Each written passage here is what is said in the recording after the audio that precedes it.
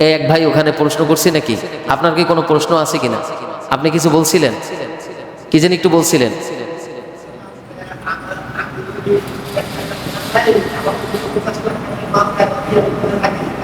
না, আপনার যদি 50 লাখ টাকা দেনা আছে নাকি, নাকি 50 লাখ টাকার মাল আছে, 20 লাখ টাকা দেনা আছে, সেটা সেটা তো আমি আগেই বললাম, সেটাকে তো দেনা বলে না। না, সেটাকে অনেক মানুষ এটাকে বলে, হুজুর আমি তো অনেক দেনা আছি, তাহলে আমার কি কোরবানি হবে কিনা? না, আপনার খরচ হবে 20-30 হাজার টাকা। যদি অতিরিক্ত আপনি 1 লাখ দেন, তাহলেও তো 1.5 লাখ টাকার ভিতরে বা 2 লাখ টাকার ভিতরে আপনি গরু কিনতে পারতেছেন, সেখানে সেটাকে কোনো দেনা বলে না। কোথায় আকাশ আর কোথায় জমি, এটাকে পার্থক্য করবেন। যে কুরবানির ত্যাগ ইব্রাহিম আলাইহিস সালাতু ওয়াস সালাম থেকে এসেছিলেন, যেই ত্যাগের কারণে গোটা পৃথিবীময় আল্লাহ রাব্বুল আলামিন মুসলিম জাতির জন্য এই কুরবানিকে প্রসারিত করে দিলেন, এই কুরবানিকে ওয়াজিব করে দিলেন। এই কুরবানি মানুষের দেন খেলের মতো নয়, ইচ্ছা হলে করলাম ইচ্ছা হলে করলাম নয়, এটা নয়। এটাও আল্লাহ রাব্বুল আলামিনের দেয়া একটি হুকুম, যেটা আমাদের মুসলমান হিসাবে সকলকে পালন করতে হবে। আসুন আমরা সেই কুরবানি সম্পর্কে, কুরবানির কিছু মাসালা সম্পর্কে আজকে আমরা আলোচনা করব।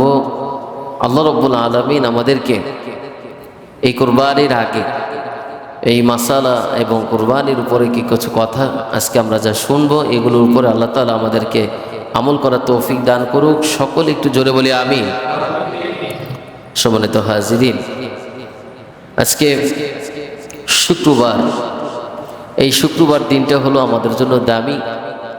এই দামি দিনটা হলো এরকম দামি যে মুসলমানগণ ইচ্ছাই হোক অনিচ্ছাই হোক, এই দিনে যে বেনামাজি সেও নামাজে আসে, অন্ততপক্ষে 2 রাকাত ফরজ পড়ে হলেও সে নামাজ পড়ে চলে যায়।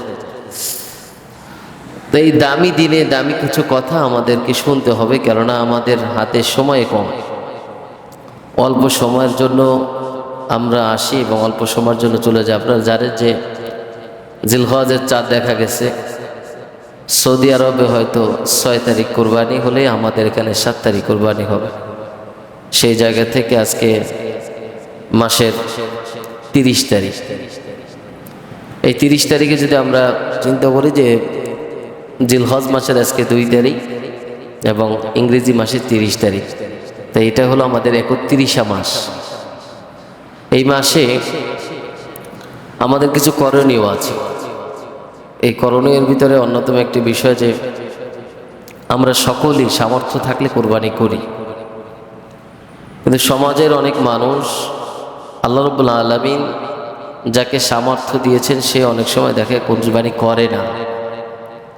এটা না করলে কি হবে, করলে কি হবে, আমাদেরকে যদি এই বিস্তারিত একটু জানতে পারি আমরা, তাহলে আমাদের জন্য ভালো হয়। এবং আমরা এমন একটা সময় আসবে যে আল্লাহ রাসূলের এই হাদিসটা আপনাকে বারবার স্মরণ করিয়ে দেবে। আল্লাহ রাব্বুল আলামিনের কাছে লা ইয়ানালুল্লাহু লুহুমুহা ওয়ালা দিমাউহা ওয়ালাকিন ইয়ানালুহুত তাকওয়া মিনকুম, যে আল্লাহ তাআলার কাছে আপনার এই গরুর শিং, গোশত, চামড়া এগুলো কিছু পৌঁছে না, শুধুমাত্র ওয়ালাকিন ইয়ানালুহুত তাকওয়া মিনকুম, আপনার তাকওয়া কি এটা। আপনি যদি আরেকটু গভীরভাবে ভাবেন, কোরবানি দেন আপনি, গোশত খান আপনি যদি গোশতই খান, পায়ের খুরাটা পর্যন্ত আপনাকে কেউ বাধ্যবাধকতা করে নেই যে আল্লাহ তাআলা বলছেন যে পায়ের খুরাগুলি এগুলি তুমি পছন্দ করো, এগুলো তুমি গরিবকে দান করবা, এটা তোমার খাওয়া না জায়েজ। আল্লাহ রাব্বুল আলামিন বলছেন, বান্দা তোমার একটি ভাগের একটি অংশ তুমি গরিব দুঃখী দাও।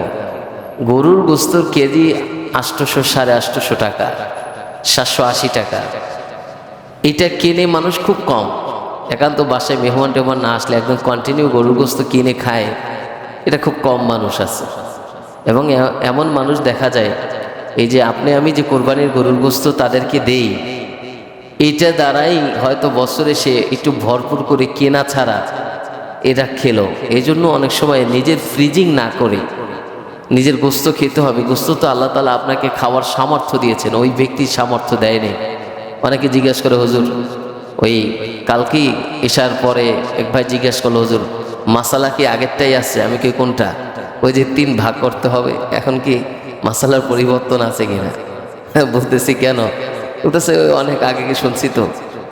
এখন বিষয়টা হলো, নিজেদের মতো করে এখন এই ইউটিউব ফেসবুক বের হওয়ার কারণে, নিজেদের মতো করে অনেক মাসালা শোনার কারণে আমরা বিভ্রান্তের শিকার হয়ে যাই। আমরা কোনটা আসলে পড়ব এটাই আমরা জানি না।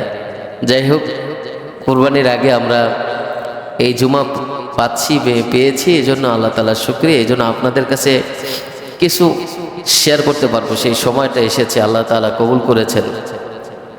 আমি যে আয়াতটি তেলাওয়াত করেছি, আয়াত হলো সূরা হজ 22 নম্বর সূরা, 17 নম্বর পারা, সূরা হজে 34 নম্বর আয়াতে আল্লাহ রাব্বুল আলামিন বলেন, ওয়ালিকুল্লি উম্মাতিন জাআলনা মানসাকাল লিয়াযকুরু ইসমাল্লাহি আলা মা রাযাকাহুম মিন বাহিমাতিল আনআম ফাইলাহুকুম ইলাহু ওয়াহিদুন ফালাহু আসলিমু ওয়া বাশশিরিল মুখবিতিন। প্রত্যেক জাতির জন্যই কুরবানি ছিল, দিয়েছেন আল্লাহ রাব্বুল আলামিন। আর এই কুরবানিটা এমন যে মানসাকাল লিয়াযকুরু ইসমাল্লাহি আলা মা রাযাকাহুম মিন বাহিমাতিল আনআম, সন্তুষ্ট করবে, আল্লাহ তাআলার গোশত খাবে নিজে, গরুর গোশতটা নিজে খাবে, কিন্তু আল্লাহ তাআলার সন্তুষ্টিটা হবে। আল্লাহ তাআলা তোমাদেরকে চতুষ্পদ যন্ত্র দিয়েছেন, এগুলো দ্বারা তোমরা উপকৃত হচ্ছ। কেউ দুধ খাচ্ছে, কেউ গোশত খাচ্ছে, কেউ পায়ের খুরা খাচ্ছে, কি মজা করে খাচ্ছে, কিন্তু আল্লাহ রাব্বুল আলামিনের কাছে এগুলোর চাইতে বলে কি ইয়ানালুহুত তাকওয়া বিনকুম, বান্দার তাকওয়া কি পরিমাণে। আপনারা 2টা বিষয় একটু মনে রাখার চেষ্টা করবেন সকলে, এখানে যারা আছেন। সারাটা জীবন কোরবানি করে এসেছেন, পৃথিবীতে যে কয়দিন বাঁচবেন কোরবানি করবেন। আসলে কোরবানিটা কখন, কিভাবে, কোন অবস্থায় এটা শুরু হয়েছিল, এটার 2টা পদ্ধতি। একটা হলো হযরত আদম আলাইহিস সালাতু ওয়াস সালামের 2 সন্তান হাবিল এবং কাবিলের জন্য কোরবানি হয়েছিল। আর একটা হলো হযরত ইব্রাহিম আলাইহিস সালাতু ওয়াস সালামের ছেলে ইসমাইলের জন্য কোরবানি হয়েছিল। এখন আমরা কোরবানি করতেছি, আমাদের কাছ থেকে শিক্ষা সবকিছুই, আমরা সবকিছুই শিখবো, জানবো, কিন্তু ত্যাগটা করেছিলেন ইব্রাহিম আলাইহিস সালাতু ওয়াস সালাম তার সন্তান ইসমাইলকে দিয়ে। জি, ত্যাগের কথা, যেই নৈকট্যর কথা, কুরবান আরবি ভাষায় এটাকে বলা হয় কুরবান। ইয করবা কুরবানান ফাতুকুব্বিলা মিন আহাদিহিমা, সূরা মাইদায় আল্লাহ রাব্বুল আলামিন বললেন। সূরা হজে কিছু নিলেন, সূরা সফফাতে কিছু নিয়েছেন। কোরআনের বিভিন্ন জায়গায় ঘটনাগুলি বর্ণনা করা হয়।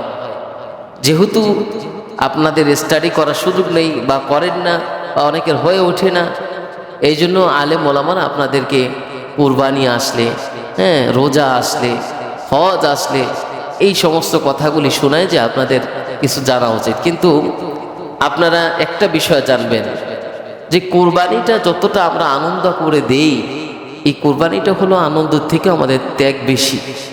এটা ইব্রাহিম আলাইহিস সালাতু ওয়াস সালাম ইসমাইল আলাইহিস সালাতু ওয়াস সালামকে কোরবানি দিয়েছিলেন। এখানে আল্লাহ রাব্বুল আলামিন বললেন কোরবানি মানুষ আল্লাহ রাব্বুল আলামিনের কাছে নৈকট্য হাসিল করে, আল্লাহর নিকটে চলে যান। তাহলে এমন কি কোরবানি আমরা করলাম? আমরা বাংলা ভাষায় অনেকে বলি না যে তার জীবনটা কোরবানি করে দিয়েছেন এই সংসারের জন্য, এই প্রতিষ্ঠানের জন্য, এই মসজিদের জন্য, মানে তার ত্যাগ, সে ত্যাগ করেছেন। তাহলে আপনি আমি কোরবানি দিয়ে কি ত্যাগ করলাম? আপনি আমি কোরবানি দিয়ে, এখন তো বর্তমানে এমন একটা অবস্থা হয়েছে, কোরবানির বিষয়টা এমন হয়ে যায় যে আপনি গরু কিনেছেন কত ভাই? 1.5 লাখ, আর আপনি কিনেছেন 1,80,000। তো যেই ব্যক্তি গরু 1,80,000 কিনেছে, সেই ব্যক্তিকে 1.5 লাখওয়ালা ব্যক্তি যদি বলে না, লস হয়ে গেছে আপনার, কারণ এই গরুটা 1.5 লাখ টাকা নিলে ঠিক আছিল, কিন্তু আপনি এই টাকাগুলি লস দিয়ে দিলেন। আমার মনে হয় ওই ব্যক্তি 1,80,000 কিনছে না 2 লাখে কিনছে না 5 লাখে কিনছে, এটার থেকে বড় কথা হলো ওই ব্যক্তিকে বলতে হবে, ভাই আপনি যাই কিনেছেন আল্লাহ তাআলা জানি আমার আপনার সকলের কোরবানিগুলি কবুল করেন, এটা আমাদের জন্য নয়, এটা একটা ত্যাগের বিষয়। এই ত্যাগের বিষয় নিয়ে প্রতিযোগিতা নয়, বরঞ্চ আল্লাহ তাআলার কাছে আমি বলি, ওগো মালিক, যেই ত্যাগটা করতেছি ইব্রাহিম আলাইহিস সালাতু ওয়াস সালামের মতো ত্যাগ আমরা করতেছি না। গোস্ত আমরা খাচ্ছি, এটা নিয়ে আনন্দও করতেছি, কিন্তু ইব্রাহিম আলাইহিস সালাতু ওয়াস সালামের জীবনে এটা নিয়ে আনন্দ ছিল না। তার জীবনের ত্যাগটা কি ছিল? রব্বি হাবলি মিনাস সালিহিন। আল্লাহ রাব্বুল আলামিনের কাছে সন্তান চাইলেন, সন্তান দিলেন। আল্লাহ তাআলা বলেন, ফালাম্মা বালাগা মাহুস সাইয়া ক্বালা ইয়া বুনাইয়া ইন্নী আরা ফিল মানাম। ছোট বাচ্চাটা যখন কথা বলতে শিখে তখন আপনি এটাকে আরো বেশি আদর করেন, কেন সে খুব সুন্দর করে কথা বলে। এই জন্য বাবার সাথে হাঁটতেছে চলতেছে, সেই সময় হুকুম হলো যে তোমার প্রিয় বস্তুকে তুমি কোরবানি করবে। আল্লাহ তাআলার কাছে গেলেন, আল্লাহ তাআলা কি বললেন তাকে স্বপ্নের মাধ্যমে, বিষয়টা স্পষ্ট যে তুমি তোমার প্রিয় বস্তু কোরবানি করো। আল্লাহ রাব্বুল আলামিনের কাছে যা আল্লাহ তাআলা তাকে হুকুম করলেন, কোনো না নেই, কোনো কম্প্রোমাইজ নেই। আল্লাহ তাআলার কাছে একবারও বললেন, ওগো মালিক আমি তো বুঝতে পারতেছি না, তুমি কি বলো। সে নিজেই বুঝে গেলেন আমার কাছে ইসমাইলের থেকে প্রিয় আর কেউ হবে না। তাহলে মনে হয় এটার জন্য শয়তান বাধা দিলেন। যেই 3 জায়গায় বাধা শয়তান দিলেন, সেখানে হাজী সাহেবরা পাথর মারে গিয়ে। যেই 3 জায়গায় শয়তান বাধা দিয়েছিলেন, একদিকে বাধা দিলেন হাজেরাকে, তুমি কি জানো যে তোমার স্বামী ইসমাইলকে কোথায় নিয়ে যাচ্ছেন? বলতেছে কোথায়? বলতেছে জবাই দেওয়ার জন্য। হাজেরা বলতেছে তুমি পাগল হইছো, বাবা কি সন্তানকে কখনো জবাই দিতে পারে? এটা অসম্ভব, বাবা নিজে মারা যাবে, বাবা নিজে পৃথিবী থেকে চলে যাবে, এরপরও বাবা তো সন্তানকে জবাই দিতে পারে না। বলতেছে না, এটা হুকুম হয়েছে। বলছে কে হুকুম করেছেন? বলতেছে আল্লাহ হুকুম। কি মা? হাজেরা বলতেছেন আল্লাহ করছেন হুকুম, ইসমাইল নিয়ে যাও ইসমাইলকে আল্লাহর জন্য। ইসমাইল যখন হাজেরাকে শয়তান ধোকা দিয়ে পারলেন না, ছোট ইসমাইলকে বললেন, সেই ইসমাইলও বলতেছে এটা আল্লাহর জন্য। বাবা যখন বুঝতে পারলেন, বাবা শয়তানকে তাড়িয়ে দেওয়ার জন্য ওখানে আঘাত করলেন, সেই জায়গায় এখনো হাজী সাহেবরা পাথর মারে। তাহলে আপনি বুঝতে পেরেছেন তার ত্যাগটা কি পরিমাণে আল্লাহ তাআলা কবুল করলে কিয়ামত পর্যন্ত হজের বিধানে এই সমস্ত বছর যারা এই বিধান পালন করবে না তাদের হজ হবে না। যারা এগুলো করবে না, তারা যারা মিনায় যাবে না, তাদের হজ কবুল হলো না, কারণ তার হজের একটা অংশই বাদ দিয়ে দিয়েছেন। তাহলে আপনাকে বুঝতে হবে তাদের ত্যাগ আল্লাহ রাব্বুল আলামিন কবুল করার কারণে কিয়ামত পর্যন্ত এটাকে জিন্দা রেখেছেন, বাস্তবায়ন করেছেন। আর আপনার আমার ত্যাগ কি? এইটা যদি আরেকটু আপনি পৃথিবীময় নিয়ে আসেন, এটা তো একদম উচ্চ মাকামের কথা বললাম। আপনি যদি আদম আলাইহিস সালাতু ওয়াস সালামের দুই সন্তান হাবিল এবং কাবিলের কাছে এই ঘটনা নিয়ে আসেন, তারা কি করেছিল? তারাও কোরবানি করেছিল। তাহলে সেখানের কোরবানিটা আপনারা সবাই জানেন। আমরা ওদিকে আজকে যাব না, আমাদের কথা অন্যদিকে। কিছু মাসালা নিয়ে আপনাদের সাথে আলোচনা করব। হাবিল এবং কাবিলের ঘটনাটা সকলে জানেন। কি হয়েছিল? আকলিমা সুন্দর থাকার কারণে কাবিল ওই আকলিমাকেই বিবাহ করবেন, কিন্তু ওই সময় ওই বিধান ছিল না। হাবিলের ভাগে আকলিমা পড়েছেন, কিন্তু আকলিমার চেহারা সুন্দর থাকার কারণে কাবিল বলেছেন না, আমি আকলিমাকে বিবাহ করব। এদিকে বাবা বললেন না, আল্লাহর হুকুম এটা নয়, আল্লাহর হুকুম আকলিমার সাথে হাবিলের বিবাহ হবে, কাবিল তোমার নয়। কিন্তু কি করলেন? আল্লাহ তাআলার সন্তুষ্টির জন্য তারা কোরবানি করলেন। হাবিল পরিপূর্ণ আল্লাহ রাব্বুল আলামিনের কাছে আস্থা নিয়ে তার সব থেকে সুন্দর দুম্বাটুকু আল্লাহ তাআলার জন্য কোরবানির জন্য রেখে দিলেন। আর কাবিলের চিন্তা চেতনাই ছিল নোংরা।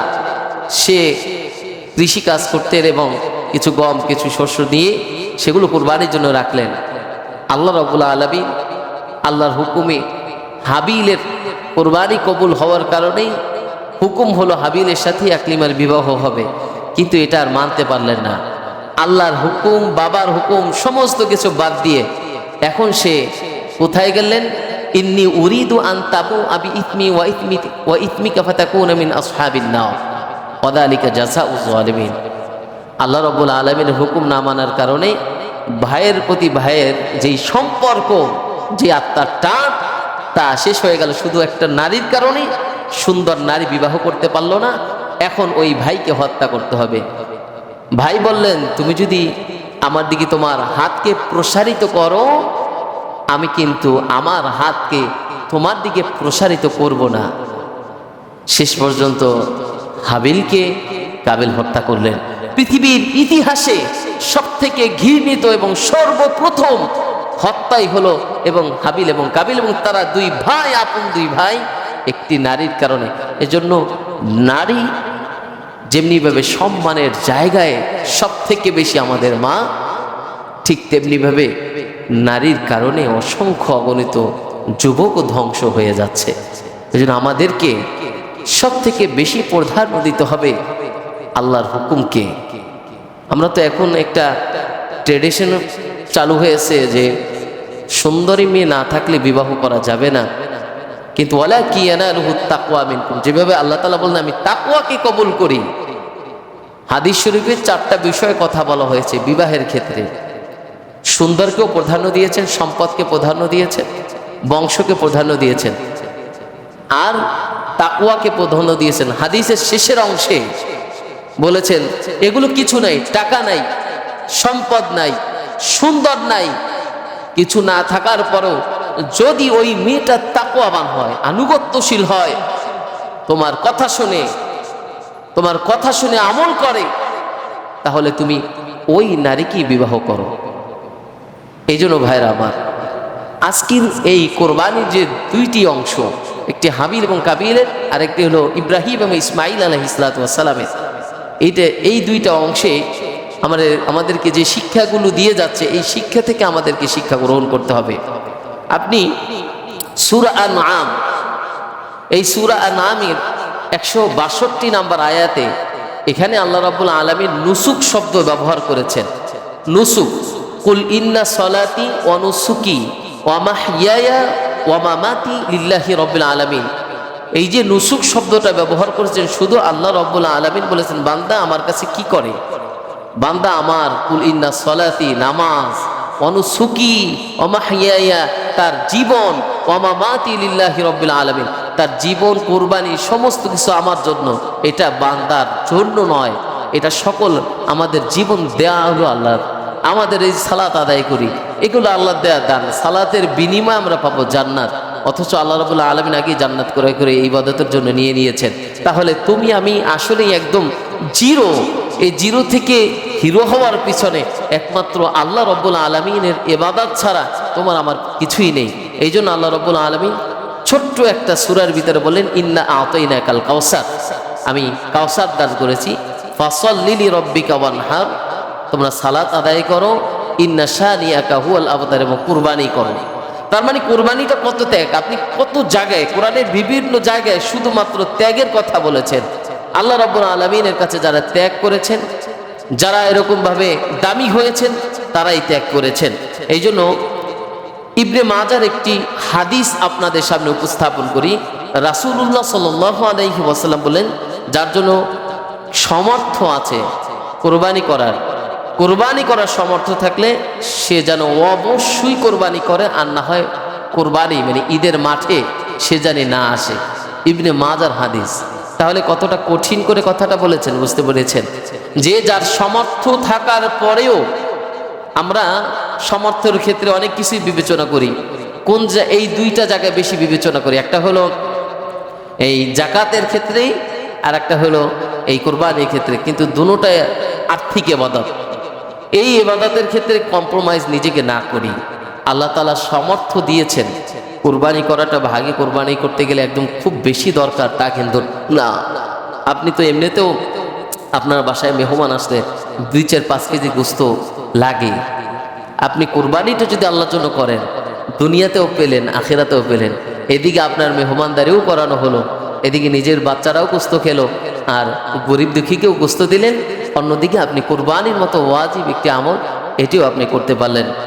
তিরমিজির বর্ণনায় আরেকটি হাদিস, আদম আলাইহিস সালাতু ওয়াস সালাম হযরত, এই যে সব থেকে প্রিয় আমল ছিল আমাদের এই আমলটার ভিতরে সবথেকে প্রিয় আমল হলো কোরবানি ওই দিনের। রাসূল সাল্লাল্লাহু আলাইহি ওয়াসাল্লাম তিরমিজির হাদিসে এই কথাটি উল্লেখ করলেন। এখন আমরা যেই কাজগুলি করি, এই কাজগুলি দ্বারা দেখা যায় যে আমরা আল্লাহ রাব্বুল আলামিনের সন্তুষ্টির পরিবর্তে আমরা নিজেদেরকে গুনার দিকে নিয়ে যাচ্ছি। আসুন আমরা আপনাদের কাছে আজকে জরুরি কিছু মাসালা নিয়ে কথা বলবো। মাসালাগুলি বলার আগেই আমি আপনাদেরকে একটা বিষয় দৃষ্টি আকর্ষণ করতেছি। যেহেতু আপনার মনের ভিতরে যেই কোন প্রশ্নটা জাগতে পারে, সেই জায়গাকে কেন্দ্র করেই আজকের এই মাসালাগুলি। এর পরেও যদি কারো কোনো কিছু জানার থাকে, বোঝার থাকে, তাহলে অবশ্যই নিজের ভিতরে না রেখে কোরবানিটাকে স্বচ্ছ করার জন্য আমার সাথে যোগাযোগ করবেন। অবশ্যই ইনশাল্লাহ আমি চেষ্টা করব আপনাদের উত্তরগুলি দেওয়ার জন্য। আসুন আমরা সর্বপ্রথম কিছু বিষয় জেনে নিই। আমরা কেন এই কোরবানি করি? যদি আপনার কাছে কেউ প্রশ্ন করে বা আপনার কাছে আমি প্রশ্ন রাখি, উত্তরটা হলো এই: ইব্রাহিম আলাইহিস সালাতু ওয়াস সালাম যেই ত্যাগ করেছেন, এই ত্যাগের জন্য আজকে আমাদের এই কোরবানি। দুই নম্বরে কখন কিভাবে এই কোরবানি শুরু হয়েছিল? ইব্রাহিম আলাইহিস সালাতু ওয়াস সালামের স্বপ্নের মাধ্যমেই এই কোরবানি নির্দেশ হয়ে আল্লাহ রাব্বুল আলামিনের কাছে এটা কবুলিয়াত হয়। কোরবানি করা কি জরুরি? এটা কি করতেই হবে? এই বিধানটা কি? আমরা অনেকেই একটু প্রশ্ন রাখি, হুজুর সমস্যায় আছি, কোরবানি করাটা কি খুবই জরুরি? এই বিধানটা কি এই বছর না করলে হয় না? আমি আপনাদেরকে একটা পরামর্শ দিই। চলো, আপনাদের নিসাব পরিমাণ মালের মালিক আপনারা অনেকেই আছেন, কেননা কোরবানি দেওয়াটা যেমনিভাবে আপনার জন্য একটা বিধান আল্লাহ রাব্বুল আলামিন করেছেন, সেই বিধানের আরও একটা অংশ যে আল্লাহ রাব্বুল আলামিন আপনার জন্য যে কোরবানি করেছেন, এই কোরবানিটা হলো আপনার কাছ থেকে গোশত, মাংস এগুলো আলাদা করার জন্য নয়, বরঞ্চ এই বিধানটা আল্লাহ রাব্বুল আলামিনের নৈকট্যের জন্য। এই জন্য এটাকে কোনোভাবে প্রশ্নবিদ্ধ করে নিজেকে ছোট করবেন না। 15-20,000 25,000 টাকা ভাগে আপনি কোরবানি দিলে আহামরি কিছু হবে না ইনশাল্লাহ। এটার জন্য এই বছর নয়, সামনের বছর এমনও হতে পারে এই বছর যেই ঝামেলায় আছেন সামনের বছর এর থেকে আরো কঠিন ঝামেলায় থাকতে পারেন। এই বছর যেভাবে আছেন সামনের বছর ওই বছর নাও থাকতে পারেন আপনি, আমি। তাহলে এই যে এই বছর আমি একা, গত বছর বাবা ছিলেন, সামনের বছর আমিও তো না থাকতে পারি, এইটা চিন্তা করেন না। এই কথা কিন্তু আমার বাবা বলেছিলেন। আমি বলেছিলাম যে প্রতি বছর কোরবানি আমরা দিই, তুমি ওই বছর তার শরীরটা খারাপ, তুমি তো অনেক কষ্ট করো, তো না দিলে হয় না। বলতেছে এই বছর আমি আছি, সামনের বছর তো নাও থাকতে পারি। ঠিক তেমনিভাবে এই বছর আপনি আছেন, আপনার সন্তান আছে, পরিবার আছে, এমনও তো হতে পারে আপনি আমি পরিবারের কাছ থেকে চলে যেতে পারি। এই জন্য যেই বিধান আপনার আমার সামনে এসেছে, এই বিধানকে কোনোভাবে কার্পণ্য না করা, এই বিধানটাকে পরিচালনা করা সুন্দর করে। কোন পশু দিয়ে আপনি কোরবানি করবেন? হালাল অনেক পশু আসে, কিন্তু আমরা উট, গরু, মহিষ এবং ছোট প্রাণীর ভিতরে আমরা 3 ধরনের, দুম্বা, ছাগল এবং ভেড়া।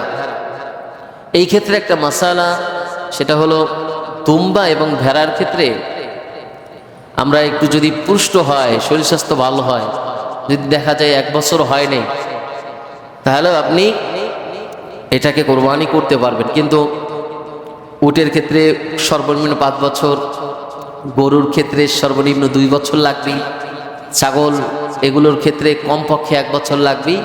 শুধুমাত্র দুম্বা এবং ভেড়ার ক্ষেত্রে যদি এমন হয় যে কিছুদিন বাকি আছে 1 বছর হতে, আর এটা যেখান থেকে কিনবেন ওই ব্যক্তিকে সত্য কথা বলতে বলবেন, বেচার জন্য ওই ব্যক্তি জানি না বলে, এই জন্য একটু কঠিনভাবে বলবেন, ভাই তোমার একটা কথার উপরে কিন্তু আমার অনেক কিছু নির্ভর করে, যদি বছর না হয় তাহলে তুমি মিথ্যা কথা বলে এটা আমার কাছে বিক্রি করো না, তাহলে অন্য কারো কাছে অন্য সময় বিক্রি করো, যেহেতু আমি এটা কোরবানির জন্য নিচ্ছি। এই বিষয়টা আপনি অবশ্যই তাকে বলে দিবেন। ওই যে বলেছিলাম ছাগলের ক্ষেত্রে এই বিষয়টা ম্যাক্সিমাম যারা ছাগল ক্রয় করে তারা বলে থাকে, এইটা আপনি তাদেরকে একটু বলে দিবেন। কিন্তু উট এবং গরুর ক্ষেত্রে এই সমস্যাটা বেশি হয় না, কিন্তু ছাগলের ক্ষেত্রে বেশি হয়। এই জন্য যারাই ছাগল বিক্রি করবে তাদেরকে আপনি একটু কঠোর ভাষায় বলবেন যে এটা কিন্তু আমার কোরবানির ছাগল, তোমার যদি পরিপূর্ণতা না হয় তাহলে কিন্তু আমি দিতে পারবো না, এই কথা মাথায় রাখবে। এরপরে ত্রুটিযুক্ত যে গরু থাকলে এগুলো দিয়ে কোরবানি হয় না, আপনি একটু কম টাকার ভিতরে যদি একটু কিছু সমস্যা জন্য আপনি কোরবানির গরু কিছু টাকা কমে নেবেন, এই জন্য একটু অসুস্থ বা একটু সমস্যা, এইটা জন্য আপনার দেখা যায় 5,000 10,000 টাকা কম, আপনি এটা দিয়ে কোরবানি দিচ্ছেন, আপনার কাছে মনে হচ্ছে যে এই কোরবানি দিলেই তো হয়, যাক ওটা কোনো সমস্যা, এটা তো একটু পরে জবাই হবে না, আপনি একদমই ওই গরুর কোনো ত্রুটি থাকতে পারবে না, এটাকে আপনি একদম সিলেকশন থেকে বাদ দিয়ে দেন, এটা হবে না। আপনাকে অবশ্যই তরতাজা একটা কোরবানির ক্ষেত্রে সুন্দর একটি গরুকে বাছাই করতে হবে, সেই যে পশু হোক, আপনি ছাগল হোক, দুম্বা হোক, গরু হোক, উট হোক, মহিষ হোক, আপনি যেটাকে বাছাই করবেন সুন্দর তো হোক, দেখতে শুনতে মানুষজন এসে দেখে যে আলহামদুলিল্লাহ গরুটা দেখতেই তো ভালো লাগে, এটাও একটা মনের শান্তি। আপনি কোরবানি দিবেন বছরে একবার, সেটাকে এরকমভাবে নষ্ট করবেন না। এরপর আসুন, অনেকে এই প্রশ্নটা আমাকে ব্যক্তিগতভাবে করেছে, এই জন্য আপনাদের কাছে বলা যে হুজুর কোরবানির দিন দেখা যায় বাসায় বা অন্য কোনো জায়গায় গিয়েছি, সেখানে সবাই বলতেছে আজকে কোরবানির দিন, এজন্য মুরগি বা হাঁস বা এইসব জাতীয় কিছু প্রাণী জবাই করা যাবে না, যে আজকে কোরবানি না, এটা বিভ্রান্তকর কথা। আপনি জবাই করতেই পারেন, আপনার লাগতে পারে অন্য কোনো কাজে। কোরবানি একটা আলাদা আমল, সেটার সাথে তো আপনার হাট জবাই করা বা কোরবানির দিন আপনাকে একটা মুরগি জবাই করতে পারবে না, এ কে বলছে?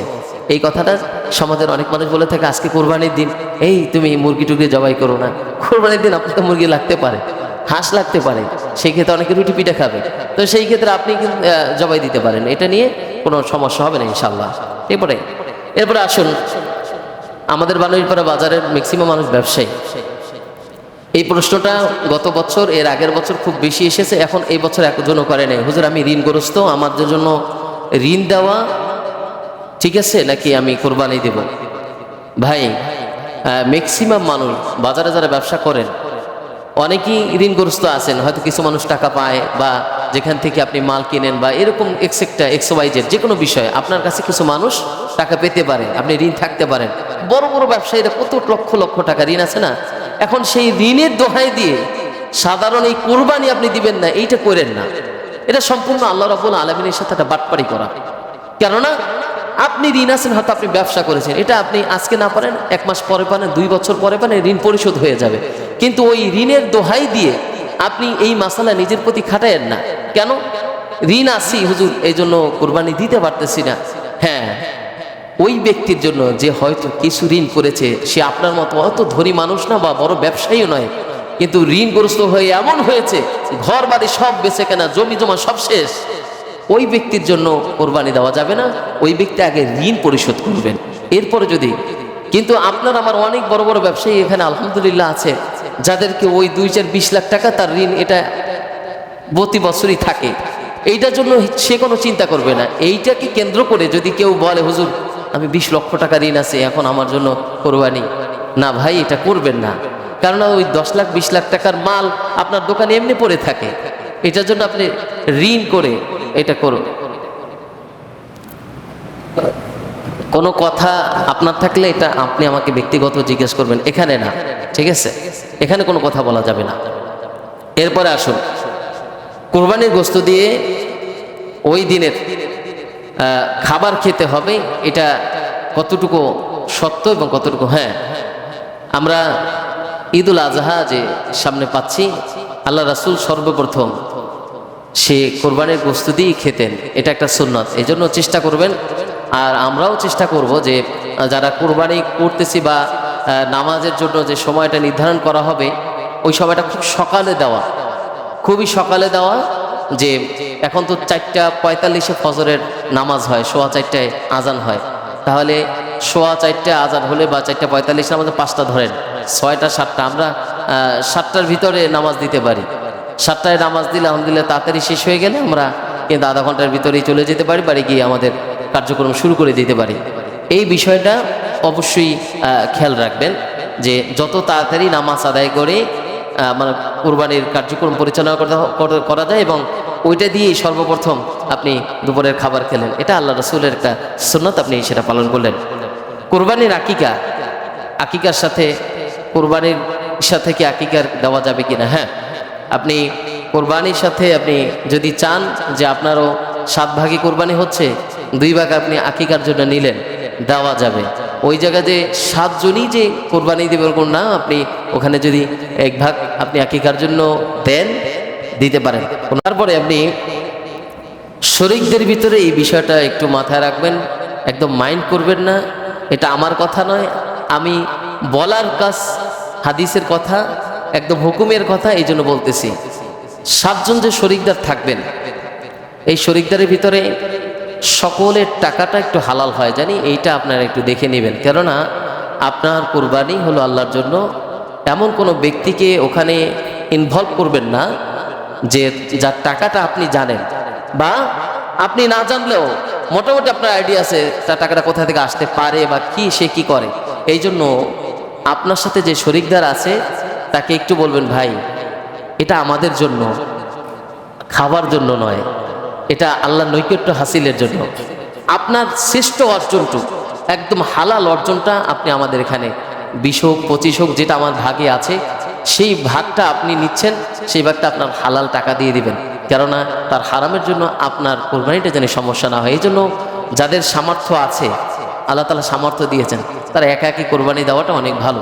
এই জন্য আমি আপনাদেরকে এই কথাটা এই জন্য বললাম যে অনেকে হয়তো ভাবতে পারে, এই মেয়ে আপনি কাকে কি বলেন, কার সাথে কি মিলান, এরকম যেন সে রাগ না হয়। হতেও তো পারে তার অজান্তি এই টাকাটা হারামের জায়গা থেকে এসেছে, সেটাই আপনাকে দিয়ে দিল, আমাকে দিয়ে দিল। সেই জন্য যারা শরীকদার থাকবে, সে জানি মনে কষ্ট না পায়, রাগ না হয়, তাকে বলা আপনার শ্রেষ্ঠ অর্জনটুকু আজকে কোরবানির জন্য আপনি দিবেন। অন্য কোথা থেকে আসছে সেটা আমার জানা দরকার নেই। আপনি যদি আমাদের সাথে ভাগে এসেছেন, এই কথাটা একজন দায়িত্ব নিয়ে, যার কথা সমাজে মানে এরকম একজন ব্যক্তি, তাকে এই কথাটা বলতে বলবেন।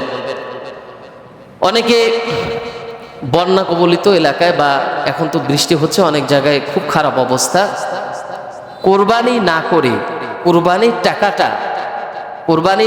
কোরবানির টাকাটা দান করা যাবে কিনা ওই বন্যা কবলিত এলাকায় বা বিভিন্ন যারা সমস্যাগ্রস্ত আছে। আমি কোরবানি করতে চাই না, আমি আমার টাকাটা তাদেরকে দিতে চাই। এটা আপনি কোরবানি করার যে সব, এটা পাবেন না, সদকার সব পাবেন, কিন্তু কোরবানির হুকুম যে আপনার প্রতি হয়েছে এটা কিন্তু আদায় হয় নাই। কোরবানি একটা আমল আর সদকার একটা আমল আলাদা, সেটা আপনার আমল নামায় চলে যাবে, আপনি সদকা করেছেন, কিন্তু কোরবানি করা যে আপনার জন্য হয়েছে সেটা কিন্তু হয়নি। এই জন্য এরকম না হয় যে আপনি কোরবানির জায়গা থেকে কোরবানিকে আলাদা করে আপনি সদকা করে দিলেন, সদকার সব পাবেন কিন্তু কোরবানির সব আপনার হলো না, এটা আপনি করবেন না। এবার আসুন, কোরবানির পশুর আগে পালন করা যাবে কিনা। অনেকে কোরবানির পশুগুলো কিনে তারপরে রেখে আসে, যাদের কাছ থেকে কিনেছে, বা অনেকে 4-5 দিন আগেই কিনে এটাকে পালন করে। এটা অবশ্যই যাবে। কেন যাবে? আল্লাহ রাসূল বলছেন যে এই কোরবানির গোস্ত, মানে কোরবানির গরু, এটা যদি বাসায় আগে কিনে আনে বা রেখে দেয়, তাহলে এটার প্রতি একটা মায়া জন্মায়, এটা খবর নেয় যে ভাই কি খাইছে, কি পানি টানি খাওয়াইছেন, ঘাস টাস খাইছে। আবার যদি বাসায় আনে, তখন বাচ্চারা অনেক খুশি হয়, যে কয়দিন গরুটা থাকে, বারবার নিচে যায়, বারবার ওটা কি খাইলো না খাইলো, খুবই। এই জন্য ইব্রাহিম আলাইহিস সালাতু ওয়াস সালামের সব থেকে প্রিয় বস্তু সে আল্লাহর রাহে কোরবানির জন্য দিয়েছেন। এজন্য ওই 4-5 দিন বা 7 দিন আপনার কাছে যদি এই গরুটা থাকে, তাহলে বাচ্চাদেরও একটা মায়া হয়ে যায় গরুটার প্রতি। এজন্য আপনি যদি চান আগে ভাগে কিনে বাসায় রাখবেন, বা এই কদিন থাকবে আপনার কাছে, আপনি এটাকে রেখে দিতে পারেন। এটা দ্বারা আরও বেশি ভালো হয়, আপনার ওই প্রতি একটা মায়া জন্মায় যে গরুটা ছিল, বাচ্চারা ওটা নিয়ে দেখেছে, খেলছে, এইটা আপনি করতে পারেন। এরপরে যেটা গরুর কান, লেজ, তারপরে দাঁত, এগুলো যদি সমস্যা থাকে তাহলে কি কোরবানি হবে কিনা? ভাই, জন্মগতভাবে যদি এগুলো একদমই না থাকে, সমস্যা থাকে, এই সমস্যাগ্রস্ত গরু দিয়ে কোরবানি হবে না। এমন হতে পারে আপনি আনার পরে হয়তো একটু আঘাতপ্রাপ্ত হওয়ার কারণে তার লেজে একটু পড়ছে, বা কানে আঘাত খাইছে, বা দাঁত একটা পড়ে গিয়েছে, হ্যাঁ, এরকম যদি সমস্যা হয় তাহলে কোনো সমস্যা নয়। কিন্তু আপনি সমস্যাগ্রস্ত দেখেই কিনেছেন, আপনি জানেন তার শিং নেই, লেজ নেই, তারপরে কানের সমস্যা, এই বিভিন্ন সমস্যাগ্রস্ত দেখে আপনি কিনেছেন, এটা আপনি করবেন না, এটা দিয়ে হবে না। এরপরে পশুর নিস্তেজ হওয়া, আমরা দেখি যে অনেক তাড়াতাড়ি করার কারণে যখন জবাই হয় এখনো পাও দুইটা নাড়তেছে, এরপরে ওই অবস্থায় আপনার শুরু করে দেয় কাজবাজ, যে ভাই সময় নেই, তাড়াতাড়ি এটাকে সিলতে হবে। না, আপনি এতদিন অপেক্ষা করেছেন বা এতক্ষণ অপেক্ষা করেছেন, 10-15 মিনিট আপনি অপেক্ষা করতে পারবেন না। ওটা এখন পর্যন্ত ওটা কষ্ট পাচ্ছে, ওটা যতক্ষণে একদম নিস্তেজ না হয় অতক্ষণে আপনি ওটার উপর হাত দিয়ে দেন। এটা হাত দেওয়া যাবে না, একটু সময় নেন, 10 মিনিট সময় নেন, এরপরে আপনি ওটার কাজ শুরু করবেন।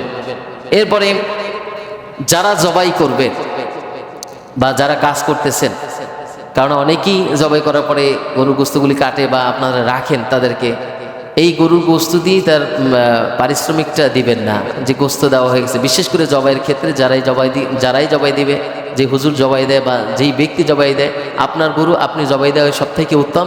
যদি আপনি না দেন, যেই জবাই দিবে তাকে শুধু গোস্ত দিয়ে আপনি এটার পারিশ্রমিক দিবেন, এটা হবে না। অবশ্যই আপনি তার জন্য একটা পারিশ্রমিক আলাদা রাখবেন, কিন্তু গোস্ত আপনি দিলেন বা না দিলেন সেটা আপনার ব্যক্তিগত। আপনার গরুর গোস্ত আপনি তাকে দিলেন না দিলেন সেটা একদমই আপনার ব্যক্তিগত। এরপরে আসুন যে আমরা সব থেকে যেটা খুব বেশি করতে চাই বা করি, অনেকেই করে ফেলি, যে গোস্তর না মেপি আপনি আলাদা আলাদা ভাগ করে দিলেন, এই তোমার এই ভাগটাই, তোমার এই ভাগটাই, আপনি পুরো গোস্ত মাপবেন। আপনি সঠিক দিছেন, দরকার নেই আপনার এত সঠিক, আনুমানিক হারে আপনি গোস্ত দিচ্ছেন না, কম করার কোনো সুযোগ নেই। এরপরেও আপনি গোস্তটাকে মাপবেন। এরপরে যদি আপনি তাকে বেশি দিতে চান আপনার ভাগ থেকে, সেটা ভিন্ন কথা, একদমই ভিন্ন, আপনার ব্যক্তিগত বিষয়। কিন্তু এইটা তোমার, এইটা আমার, এইটা তোমার, এটা এরকমভাবে আনুমানিক হারে আপনি গোস্তটা দিবেন না তাকে। এরপরে যদি এক ভাই ওখানে প্রশ্ন করছি নাকি, আপনার কি কোনো প্রশ্ন আছে কিনা? আপনি কিছু বলছিলেন, কি জানি একটু বলছিলেন।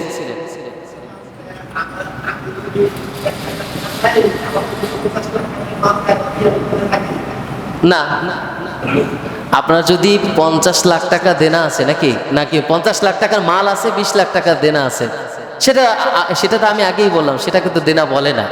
না, সেটাকে অনেক মানুষ এটাকে হুজুর আমি তো দেনা আছি, তাহলে আমার কি কোরবানি হবে কিনা। না, আপনার খরচ হবে 20-30 হাজার টাকা। যদি অতিরিক্ত আপনি 1 লাখ দেন, তাহলেও তো 1.5 লাখ টাকার ভিতরে বা 2 লাখ টাকার ভিতরে আপনি গরু কিনতে পারতেছেন, সেখানে সেটাকে কোনো দেনা বলে না।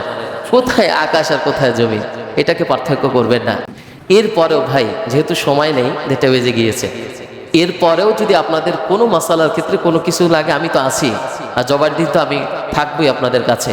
তো ইনশাল্লাহ যদি এরকম কোনো প্রশ্নবিদ্ধ হয়, ফোন নাম্বার আছে। গরু কিনতে গিয়েও যদি কোনো সমস্যার ভিতরে পড়েন, মাসালার ক্ষেত্রে মনে হয় যে এটা সমস্যাগ্রস্ত, কোরবানি দেওয়া যাবে কিনা, তাহলে আমার ফোন দিবেন আগে, এরপর গরুটা ক্রয় করবেন। আমি চাই আপনাদের কোরবানিটা স্বচ্ছ হোক, কোরবানিটা স্বচ্ছ করে আল্লাহর জন্য এটা কবুল হোক। আমাদের সকলের কোরবানি আল্লাহর জন্য হোক। আল্লাহ তাআলা আমাদের কোরবানিগুলোকে কবুল করুক, সকলে বলে আমিন। যারা সুন্নাত পড়েন, 4 রাকাত কবুল জমা সুন্নাত পড়ে নিন।